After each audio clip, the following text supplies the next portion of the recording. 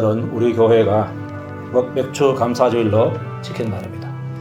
이 맥주 감사주일은 하나님께서 우리에게 양식을 주시는데 그 양식 주신 데 대해서 감사하는 날이 바로 이 날입니다.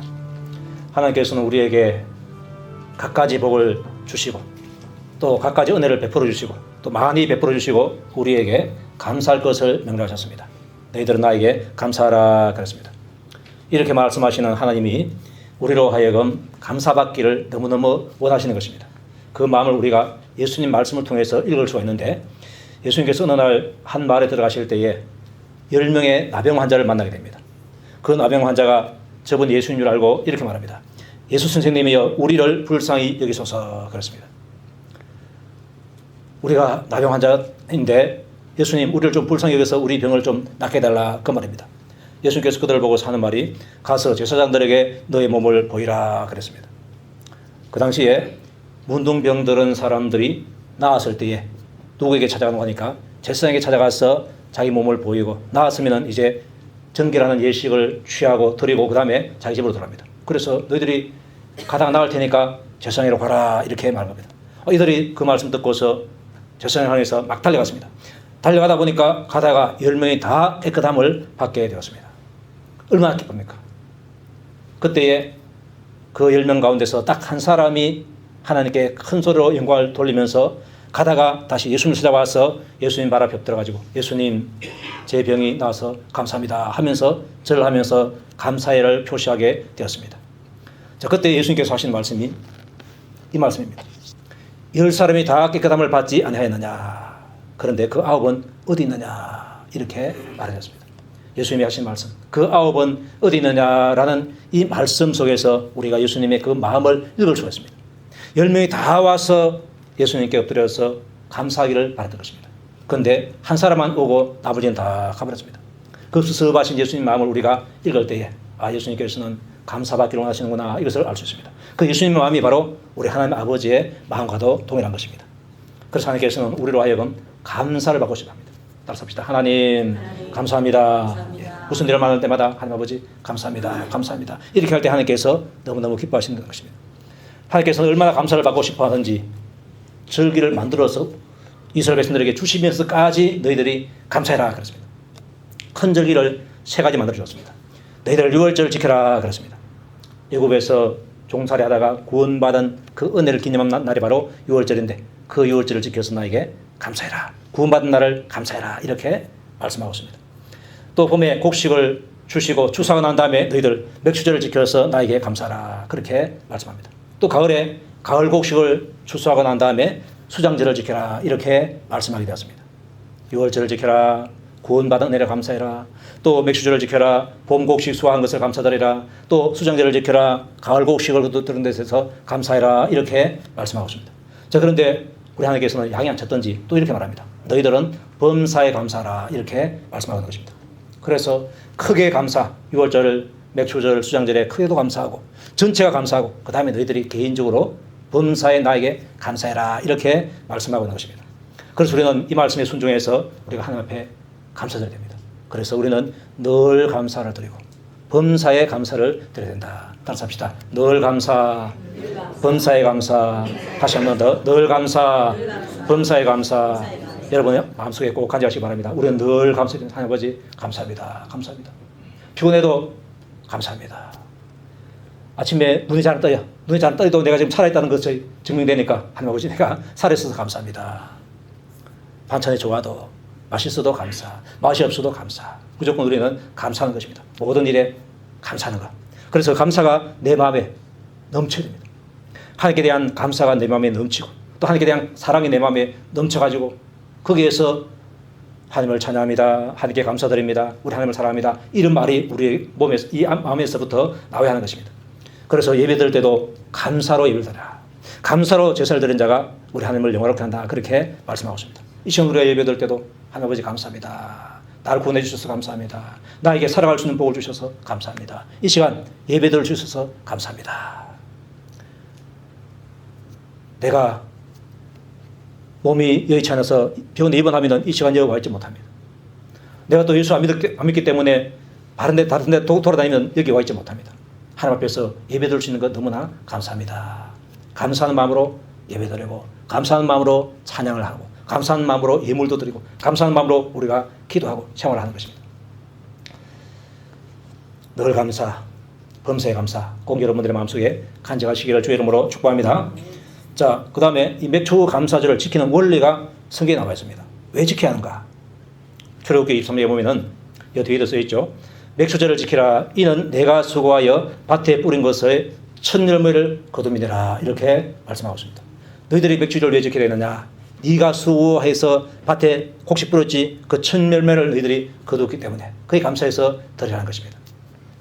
이스라엘 백성들은 밀과 보리 농사를 주어 짓는데 그 밀과 보리를 겨울 되기 전에 늦가을에 뿌립니다.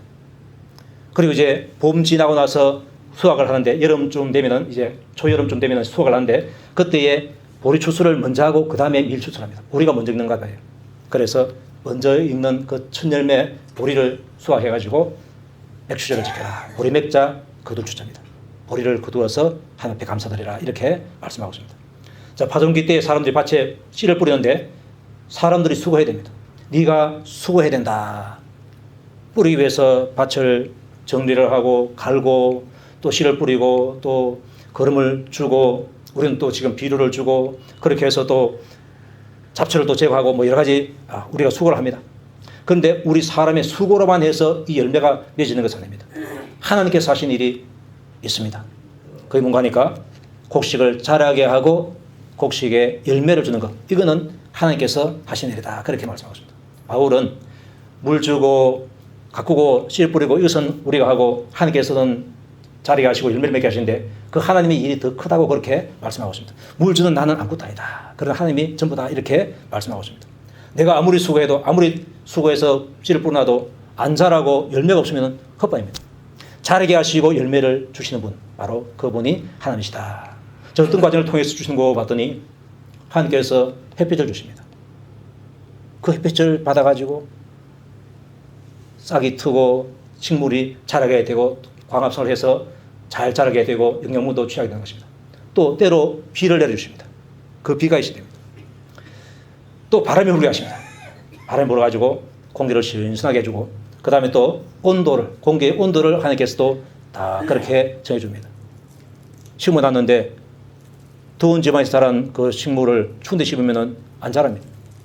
날씨가 또 기후가 제대로 맞아야 되고 온도가 제대로 맞아야 되는 것입니다. 또 한 가지가 되는데 영양분 공급이 제대로 돼야 됩니다. 비료. 비료는 우리 사람들이 비료를 잘 만듭니다. 옛날부터 똥을 갖다가 잡초 그 풀에다 섞어가지고 볏짚에다 섞어가지고 이렇게 해서 퇴비를 만들어가지고 그렇게 비료를 했습니다. 근데 그것만 가지고 안 돼요. 하나님께서 만드시는 비료가 따로 있다고 그렇게 말씀합니다. 욥기 36장에 보면은 이런 말씀이 있습니다. 하나님은 번갯불을 통해서 심판도 하시고 하나님께서 죄를 지은 사람에게 대해서 또 죄를 지은 나라에 대해서 죄를 지은 군대에 대해서 벼락을 쳐서 그들을 없애는 그런 일도 하십니다. 그래서 하나님께서는 이 번갯불을 통해서 심판도 하시지만은 또 그 번갯불을 통해서 우리 사람들에게 음식을 풍성하게 주신다. 이런 말씀을 하고 있습니다. 도대체 이 욥기에 있는 이 말씀 번갯불을 통해서 음식을 풍성하게 주신다는 이 말이 도대체 무엇인가 잘 몰랐습니다. 잘 모르는데 과학자들 가운데 어떤 사람이 한번 번개에 대해서 연구를 해봤습니다. 번개가 한번 딱 치면은 그 번개의 그 전압이 30만 볼트가 된다고 합니다. 상상도 하지 못하는 볼트입니다. 순간적으로 딱 할 때에 30만 볼트의 전기가 딱 흘러가는 것입니다. 자, 그런데 그 30만 볼트의 전기가 딱 흐름으로 말미암아 그 주위에 있는 공기가 깜짝 놀라가지고 결합합니다. 이 공기가 질소가 아주 많습니다. 78%가 되고 산소가 21% 됩니다. 질소가 많이 찾아가고 있고 한 4배 찾아가고 있고 산소는 한 배. 그리고 나머지 1% 정도는 뭐 네온이나 이산화탄소나 아르곤이나 이런 것들이 분포되어 있습니다. 그래서 이 지구의 공기는 질소가 대부분이고 산소가 4대 1 정도의 그 양이 되어 있습니다. 번개가 딱 칠 때에 이 산소하고 질소가 놀라가지고 결합을 다 합니다. 그래가지고 된 것이 바로 산화질소입니다. 그것이 공중에 있다가 비가 되어서 그 빗물이 녹아서 땅에 흘러서 내리는 것입니다.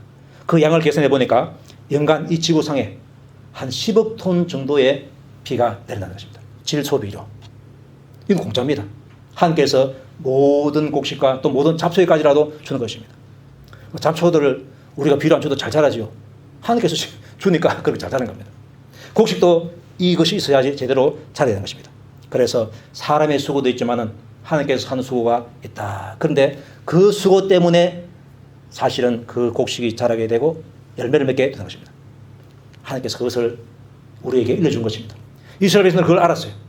아, 우리가 씨를 뿌렸을 때 하나님께서 자라게 하시는구나, 열매를 맺게 하시는구나, 그것을 알고 이 곡식 이거 우리 하나님께서 우리에게 주신 것이구나, 이 믿음 가지고 맥초절을 지키게 되고 이 믿음 가지고 또 수장절을 지키게 된 것입니다. 자, 그래서 하나님께서 우리에게 열매를 주셨으니까 감사하지 않을 수 없습니다. 다시 합시다. 하나님께서 열매를 주셨다. 그러니까 이제 감사하는 겁니다. 하나님께서 열매 안 주고 우연히 생겼는데 하나님께 감사하다. 그거 엉터리입니다. 그건 믿으면 안 됩니다. 아, 내가 해서 내가 갖고 왔기 때문에 내 것인데 내가 했는데 그럼에도 불구하고 하나님께 감사한다. 그게 아닙니다. 하나님께서 내가 너에게 줬다는 겁니다. 내가 너에게 줬기 때문에 너는 나에게 감사해야 된다. 그 말인 것입니다. 여러분들에게는 그 믿음의 꼭 있기를 축복합니다. 자, 그리고 맥초절을 지키는 방법이 바로 오늘 읽은 이 본문 말씀에 나와 있습니다. 언제 지키는 거 봤더니 7주를 세어라. 곡식의 낫을 되는 첫날부터 7주를 세어서 내 하나님 여호와 앞에서 7주를 지켜라. 이렇게 말씀하고 있습니다. 자, 곡식의 낫을 되는 첫날이라고 했는데 이게 언젠가 하니까 이스라엘 백성들이 6월절이 있는데 6월절 바로 다음날 무교절이 일주일간 시작되는데 6월절 바로 다음날이 바로 곡식의 첫 곡식의 낫을 되는 날입니다. 그때부터 시작해갖고 7절을 시작하라 그랬습니다. 한 주간이 7일입니다. 그래서 7 곱하기 7 하니까 이제 7절이 된 것입니다. 1 곱하기 7주. 그래서 이제 77절 그렇게 부르고, 자, 77에 얼마입니까? 고단으로 하면 49일입니다. 근데 49일째 되는 그날에 절기를 지키는 것이 아니고 그날 다음 날에 절기를 지킵니다. 그래서 그 다음 날이 바로 50일째 되는 날입니다. 그래서 오순절이라 그렇게 말하기도 합니다. 오순절은 다소도자의 수는 열을 말합니다. 50일 되는 날에 지키기 때문에 오순절이라 그렇게 말하고, 또 오순절날 그때에 제사 드리고 하나님께 영광 돌리고 감사하는데 뭘 감사하는 거 하니까 볼이 수확한 것에 대해서 감사하기 때문에 그날을 가리켜서 맥초절이다 이렇게 말합니다. 그래서 77절이라는 말이나 오순절이라는 말이나 맥초절이라는 말이나 다 똑같은 말입니다. 똑같은 날에 이제 그 일을 하게 되는 것입니다. 그래서 77절, 오순절, 맥초절 같다는 것입니다. 자, 지키는 방법이 있는데 내 하나님 여호와께서 너에게 복을 주신 대로 내 힘을 헤아려서 자원하는 예물을 드려라 이렇게 말씀하십니다. 하나님께서 너에게 복을 주셨다는 겁니다. 그대로 너 힘을 헤아려서 자원하는 예물을 드리라는 것입니다. 자, 예물 드리는데 예물 드리는 그 기준이 뭔가 하니까 복을 주신 대로 드리라 그랬습니다. 많이 수확한 사람도 있습니다. 농토가 많은 사람은 많이 수확합니다. 또 농토가 적은 사람은 적게 수확할 수밖에 없습니다. 그래서 복을 주신 대로 많이 수확한 사람은 많이 들을 수 있고 또 적게 수확한 사람은 적게 들을 수밖에 없습니다. 그 다음에 너의 힘을 헤아려라 했는데 많이 수확해도 식구가 많고 또 식구 가운데서 만약에 병든 사람이 있다. 그러면은 생활비가 많이 들어갑니다. 그럴 때는 이제 많이 바칠 수 없습니다. 그걸 다 헤아려가지고 그렇게 바치라는 것입니다. 너 형편 어렵지 않게 네 믿음대로 잘 헤아려가지고 해라. 그래서 자원하는 예물을 드려라 이렇게 말씀하고 있습니다. 수확량과 식구들의 수, 생활비 정도를 따지고 그렇게 드리는데 이스라엘 백성들은 그 가운데서 믿음 있는 사람들은 이런 믿음을 가지고 있었습니다. 될 수 있는 대로 하나님 앞에 많이 드리는 것이 나에게 복이다. 그것이 하나님을 기쁘시게 하는 것이다. 이런 깨달음을 가지고 어쨌든 간에 많이 드리려고 애를 쓴 자들이 많다는 것입니다.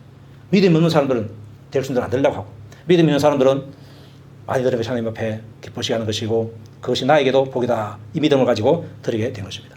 그래서 맥주절을 지킬 때 기준은 자원하는 예물을 드린다는 것입니다. 그 원리는 오늘날 우리도 마찬가지입니다. 우리도 맥주 감사절에 장로님들은 얼마나 내라, 권사님들 얼마나 내라, 집사님들 얼마나 내라, 믿음 전날 만난 사람 얼마나 내라 그렇게 말하지 않습니다. 그냥 자기 마음에 있는 대로 내면 되는 것입니다. 많이 낸다고 많이 냈다고 칭찬하지 않고 적게 냈다고 욕하지 않고 안 냈다고 또 그거 비난하지 않습니다. 그냥 자원한 예물을 드려라 그렇게 말합니다. 그리고 현재 우리는 뭐 작정해서 내는 게 없어요. 근데 우리 교회 보니까 과거에 오래전에 보니까 작정을 해서 냈더라고요. 제가 얼마 전에 우리 교회 이제 서류를 조금 볼 기회가 있었는데 보니까 1964년도에 매출감사 헌금을 작정한 용지가 있더라고요. 그래서 이제 궁금하기도 하고 신기해서 한번 봤습니다. 보니까 시험지. 거기다가 이제 인쇄를 했는데 인쇄가 보통 이런 활자 인쇄가 아니고 옛날에 등사기에 있어요. 등사기. 철필로 말에 이렇게 써가지고 한 등사기가 있습니다. 그 용지에다가 이제 했는데 보니까 성경 구절이 한 3구절 되어 있어요. 보니까 많이 내라 그 뜻입니다. 성경 구절이 많이 내라 그 뜻입니다. 많이 내야 복을 받는다 그런 성경 구절을 3개 정도 쓰고 그 다음에 이제 성함 난이 있고 그 다음에 이제 작정한 난이 있는데 누구 이름 써놨어요. 김동구 이름도 있고 김영수 이름도 있고 정윤수 이름도 있고 막 이렇게 있더라고요. 그리고 보니까 3가지가 있더라고요. 현금으로 얼마 낼 것인가, 그 다음에 보리를 얼마 낼 것인가, 그 다음에 밀을 얼마 낼 것인가, 요 3개가 있더라고요. 어떤 사람은 현금만 얼마 내겠다 쓴 사람도 있고, 또 어떤 사람은 보리하고 밀하고 보리 몇 말, 밀 한 말 이렇게 내는 사람도 있고, 또 어떤 분은 다 낸 사람이 있어요. 현금 1,000원 내겠고 그 다음에 보리를 한 말, 그리고 밀을 한 말 내겠다 이렇게 쓴 사람도 있더라고요. 그래서 나름대로 이렇게 과거에 60년도쯤 돼서는 아마 교회에서 그 용지 나눠주고 작정하게 했는가 봐요. 그래서 이제 했어요. 그 당시에는 현금도 들었지만은 농사를 지었으니까 보리를 채로 가지고 오고 밀을 채로 가지고 오고 그것을 이제 교회에서 팔았어요. 대부분 다 그랬습니다. 그런데 요즘은 보리 농사 짓는 사람 없잖아요. 밀 농사 짓는 사람은 거의 없습니다. 그렇지만 이제 옛날에 매출감사주를 지킨 그 규례를 이용해가지고 그 규례를 따라서 이제 우리가 그런 농사 안 짓지만 그러나 봄철에 한 해 받은 은혜를 청하면서 이제 하나님 앞에 영광을 돌리고 또 감사 예물을 드리는 것입니다. 드릴 때에 중요한 것은 자원하는 예물을 드린다. 내 마음에 있는 예물을 하나님 앞에 드리는 것입니다. 자, 그 다음에 두 번째가 있는데 함께하여서 나누는 것입니다. 너와 내 자녀와 노비와 내 성중에 있는 레위인과 및 너희 중에 있는 객과 고아와 과부가 함께 그렇습니다. 함께 내 하나님 여호와께서 자기 이름을 두시려고 택하신 곳에서 내 하나님 여호와 앞에서 즐거워할지니라 이렇게 말씀하고 있습니다. 함께 나누는데 누가 함께 하는고 하니까 너와 내 자녀, 이거는 식구들입니다. 식구들이 함께 하는 것은 당연한 것이잖아요. 그런데 그뿐만 아니라 노비, 천하게 여기지는 노비, 사람 취급받지 않는 못하는 노비, 노비도 참석시켜라. 레위인도 참석시켜라. 성읍에 레위인이 있으면 그 레위인도 참석시켜라. 그 다음에 객과 과와 과부를 그랬습니다. 객은 이방인들입니다. 이방인 가운데서 이스라엘 땅에 들어와서 농사철에 농사 지어주고 품삯을 받는 사람이 있습니다. 그들이 바로 객입니다. 그리고 고아, 과부, 불산자들입니다. 천대받고 불쌍한 자들, 소외된 자들, 가난한 자들, 그들을 함께 불러가지고 함께 음식을 먹으면서 즐거워해라 이렇게 말씀하고 있습니다. 함께 나누라 그 말입니다. 자, 여기가 바로 오늘날 교회의 모습이기도 하고 천국의 모습이기도 한 것입니다. 교회의 모습, 이스라엘 공동체의 모습, 천국의 모습은 사람 차별하지 않습니다. 사람은 돈 가지고 차별하고 지위 가지고 차별하고 지역 가지고 차별합니다. 그런데 하나님께서는 그 차별하지 않는 것을 우리가 감사드리지 않을 수가 없는 것입니다. 자, 이렇게 그 성읍 가운데서 노비나 레위인이나 객이나 고아나 가부 이런 사람들, 가난하고 소외된 사람들인데 농사철 때도 아무런 수확이 없는 그런 사람들인데 그들과 같이 하는 것은 그들도 너의 형제고 자매들이다 그 뜻이 되는 것입니다. 그들이 가난한데 이 맥추절이나 수장절 이 절기 때마다 불러서 하는데 절기 때만 그들을 위한 것이 아닙니다. 하나님께서는 절기 때도 그들을 불러서 같이 나누고 또 평소에도 그들에게 배려를 하라는 그 법을 만들어 주었습니다. 가난 사람이 뭘 꾸어러 오면은 있는 다음에는 거절하지 말고 주라 그랬습니다. 만약에 그 가난한 사람이 갚아주지 않으면 내가 너에게 갚아주겠다 이렇게 말씀하게 됐습니다. 또 하나님께서 나는 고아와 과부의 고아의 아버지고 과부의 재판장이 된다 이렇게 말씀해서 그들을 보아주는 그런 말씀을 하게 되었습니다. 자, 그리고 또 이 가난한 사람들 위해서 하나님께서 법을 만든 것이 있는데 그 법을 가리켜서 폐야법이라 합니다. 히브리어로 폐하법이랍니다. 그게 뭔가 하니까 모퉁이 곡식을 베지 말아라 그랬습니다. 내가 땅 주인이다 그러면 그 땅에다가 농사를 지었어요. 수확할 때에 다 수확하는 것이 아니라 모퉁이의 일부를 남겨두라는 것입니다. 그거는 가난한 자들을 위해서 주는 겁니다. 얼마를 남겨주라. 10분의 1이면 10분의 1, 20분의 1이면 20분의 1 이렇게 명시 안 했어요. 명시 안 했지만 대체로 유대인들은 내려오는 전통적으로 한 60분의 1 정도를 남겨뒀다 합니다. 그 중에서 가난한 사람을 배려하는 마음이 좀 큰 사람은 좀 더 남겨줄 거고, 좀 인식한 사람은 아마 조금 더 자기가 배워갈 겁니다. 어쨌든 간에 다 베지 않고 목두의 곳을 남겨뒀습니다. 그리고 또 이삭 떨어진 거 주지 말아라. 그 밭의 주인은 이삭 주면 안 됩니다. 그거는 자기 것이 아니고 가난한 사람의 몫입니다. 또 곡식을 이제 단으로 묶어가지고 쭉 놔두다가 나중에 거뒀습니다. 거둘 때 혹시 어느 단을 잊어버리고 안 거뒀다. 그러면 그 단을 주우러 가지 말라 그랬습니다. 그 단 자기 것이 아니고 가난한 사람의 것이다. 남겨두라고 했습니다. 그래서 가난한 사람들은 주인이 다 곡식을 거두고 난 다음에 자기가 나가가지고 밭에 남은 곡식을 빼서 자기 것으로 사용할 수 있고, 그 밭에 떨어진 이삭을 주워서 자기 것으로 할 수 있고, 또 곡식단이 떨어졌으면 그것을 죽어서 자기 것으로 할 수 있는 것입니다. 하나님께서는 주인이 곡식을 다 떨어가지고 그것을 떨은 곡식 그것을 가난한 사람들이 주도록 한 것이 아닙니다. 가난한 사람도 수고해서 먹을 수 있도록 그렇게 장치하게 된 것입니다. 자, 그래서 이제 그 성읍에 가난해서 굶어 죽는 사람이 없도록 하나님께서 그런 장치를 해놓게 된 것입니다. 자, 그런데 보니까 이것이 가장 잘 이루어진 때가 언젠가 하니까 예루살렘 초대교회 때입니다.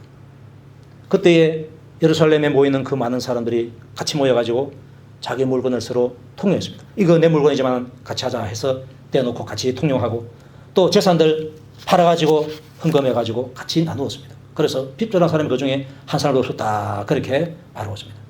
자, 보니까 구약시대 때 맥주절에 대한 이야기, 가난한 사람에 대한 이야기, 이런 이야기가 있는데 그 모든 것이 보니까 신약에 있을 교회를 향해서 말했던 것을 우리가 알 수 있습니다.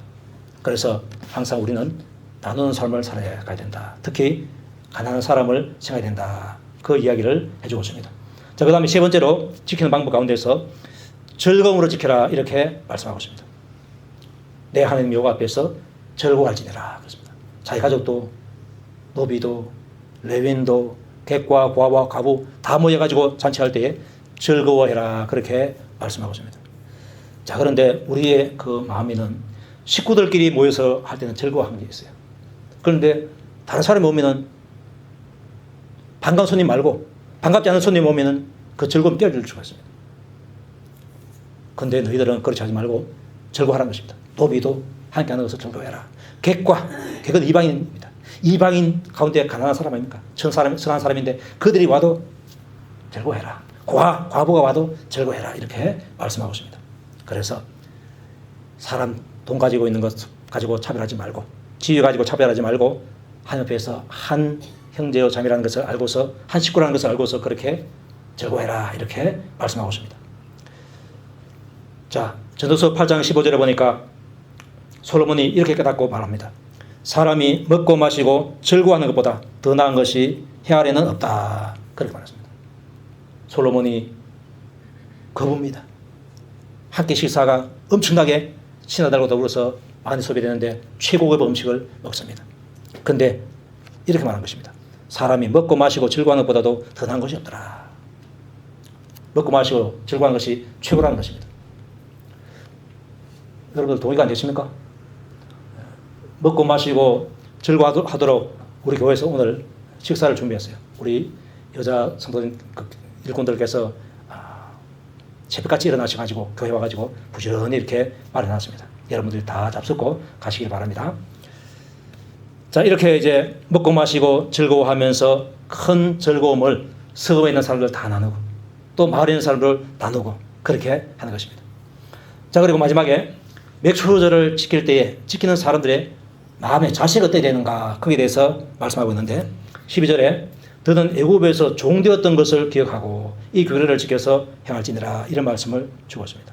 애굽에서 종되었던 것을 한번 기억하라 그렇게 말하고 있습니다. 지금 이 신명기는 모세가 지금 광야에 있는 이스라엘 백성들을 위해서 말씀하는 설교 내용입니다. 애굽에서 종되었던 것을 기억하려 했는데 그들 가운데서 지금 한 60세 이상 된 사람들은 애굽에 있다가 나온 사람들입니다. 그리고 그 이하에 있는 나이들은 광야에서 태어난 사람들입니다. 40세 정도는 광야에서 태어난 사람들이고 40세가 훨씬 넘는 사람들은 이제 애굽에서 종살이를 했던 사람입니다. 광야에서 태어난 사람도 종살 안 해도 자기 아버지, 할아버지의 말을 들었기 때문에 그때의 심정은 다 알 수 있습니다. 정말로 비참했습니다. 거기서 우리가 해방되었다. 우리가 과거에 종살이하는 민족이었다. 애굽에서 종살이하고 사람 취업도 못 받고 짐승 취업 이하의 취급을 받고 힘든 노동을 해도 대가도 못 받고 희망이 없는 그때에 그때 생각하면은 감사하지 못할 것이 없다. 그 말인 것입니다. 욥은 자기의 그 많은 재산을 다 하루아침에 잃어버렸습니다. 그것이 내 것이다 이렇게 생각하면은 잃어버리면은 견디지 못합니다. 원망이 나고 심지어는 자살할 겁니다. 그런데 욥은 내가 빈손으로 왔다. 빈몸으로 내가 태어났으니 갈 때도 빈몸으로 간다. 그렇게 생각했습니다. 올 때 내가 적신 빈몸으로 왔다. 이걸 생각하니까 하나님께서 주셨고 하나님께서 때가 되면 가져가셨다. 그러면서 오히려 하늘을 찬양했습니다. 그래서 우리는 늘 기준을 가장 낮은 곳에 잡아야 된다. 낮은 곳에 잡으면 우리가 감사하지 못할 것이 없다는 것입니다. 농사가 좀 폐동이 돼도 감사하고 잘 돼도 감사하고 최악을 생각하면 감사하지 못할 것이 없다. 맥주절은 하나님께서 우리에게 양식을 주신 데 대해서 감사한 절기입니다. 그래서 그것을 확실하게 깨닫고 믿고서 하나님 아버지 저에게 양식을 주셔서 감사합니다. 이런 고백이 여러분들에게 있어야 할 줄 압니다. 감사합시다. 하나님 아버지 양식 주셔서 감사합니다. 아멘. 진심으로 믿고 여러분들이 꼭 감사드릴 수 있기를 바랍니다. 자, 이 설교를 들었던 이스라엘 백성들은 가나안에 내려가서 이제 농사 짓게 됩니다. 광야에서 우리가 살 때 하나님께서 만나 내려주셨는데 이제는 하나님께서 이 땅을 통해서 우리 소를 통해서 하나님께서 먹을 것을 주시는구나 하면서 하나님께 영광을 돌렸습니다. 그런데 문제는 그 후손들이 문제입니다. 그 후손들 또 후손들 쭉 내려가니까 하나님께서 주셨다는 이 믿음이 다 사라져버렸어요. 사라지고 가나안 땅에 있는 바알신, 아세라신 이런 신들이 우리에게 이런 곡식 주셨다. 이렇게 잘못된 생각을 하게 되었습니다. 그래서 곡식을 거두면 그 곡식 가지고 그 신들에게 바알신에게 주고 아세라신에게 드리고 그렇게 했습니다. 하나님께서 너무나 안타까웠습니다. 너무나 하나님께서 마음이 아파서 호세아를 통해서 그 말씀을 그들에게 전해주었습니다. 그 곡식과 그 새 포도주와 그 기름은 내가 그에게 준 것이요 그들이 바알을 위하여서 쓴 은과 금도 내가 그에게 더하여 준 것이거늘 그가 알지 못하도다. 그렇습니다. 내가 준 것인데 알지 못하고 엉뚱한 신이 해가지고 이 신이 준 줄 알고 그렇게 하는 것입니다. 우리나라 사람들은 곡식을 하늘이 주는 것이 아니라 조상들이 줬다고 생각하는 사람들이 많이 있습니다. 해마다 추석 때 제사를 지냅니다. 그 추석 때 제사 지내는 것이 바로 조상에게 제사 지내는 겁니다. 조상이 이런 곡식을 주셨으니까 감사합니다 하면서 이제 조상에게 드린 것입니다. 그네들은 잘못 알고 있는 것입니다. 조상이 왜 드립니까? 내가 내 힘으로 곡식을 자라게 할 수도 없고 열매를 맺게 할 수 없는데 조상이라고 뭐 별일 있습니까? 죽어지면은 우리에게 복 주는 것이 아니라 아무것도 못 줍니다. 살아있는 나도 아들에게 복을 못 줬는데 죽은 사람이 어떻게 합니까? 손 움직일 수 있습니까? 발 움직일 수 있습니까? 아무것도 못 드립니다. 그런데 이제 귀신 되어서 우리에게 준다고 생각하고 이제 그렇게 하고 있는 것입니다. 우리는 절대로 악한 마귀에게 쏘면 안 됩니다. 그래서 우리는 이 모든 곡식 하나님께서 주신 것이로 믿고 그것을 통해서 하나님께 감사드리는 것, 이거 우리가 해야 되는 것입니다. 이 믿음 가지고 양식 주신 하나님께 우리가 감사드리고 또 양식 주신 하나님만 아니라 우리에게 모든 복을 주시고 모든 일을 허락하신 하나님께 우리가 늘 감사를 해야 된다. 하나님께서는 데살로니가 전서를 통해서 범사에 감사하라 이렇게 말씀하고 있습니다. 다시 합시다. 범사에 감사하자. 내가 보기에 좋은 것도 감사. 내가 보기에 좋지 않은 것까지라도 감사. 이것이 우리에게 꼭 필요한 것입니다. 영국의 세계적인 신학자요 또 설교자인 매튜엘이라는 사람이었습니다. 그분이 주석을 썼어요. 창세기부터 요한계시록까지 있었는데 그분 주소를 읽어보면 아주 영감이 넘치는 그런 주소요. 많은 사람들이 애용하고 있습니다. 아마 우리나라 목사님들 가운데서 메텔리 주석이 없는 사람은 거의 없을 정도로 제가 있는 시대에는 거의 다 메텔리 주석을 다 구입했어요. 그만큼 이제 훌륭한 사람인데 이분이 어느 날 집으로 가다가 강도를 만났습니다. 맞아가지고 피가 터지고 가지고 있는 돈을 다 뺏겼습니다. 아픈 몸 이끌고 방에 와서 하나님 앞에 무릎 꿇고서 기도했습니다. 하나님, 내가 강도를 하는 것이 아니라 강도가 아니고 강도를 당한 입장인 것을 감사드립니다. 이렇게 기도했습니다. 강도하면 그 사람 죄인데 자기는 강도 당했으니까 그 죄가 아니라는 겁니다. 그래서 죄가 안 지은 것에 대해서 감사를 하고 또 돈은 빼앗겼지만은 나의 생명을 빼앗기지 않았으니 감사합니다. 이렇게 됐어요.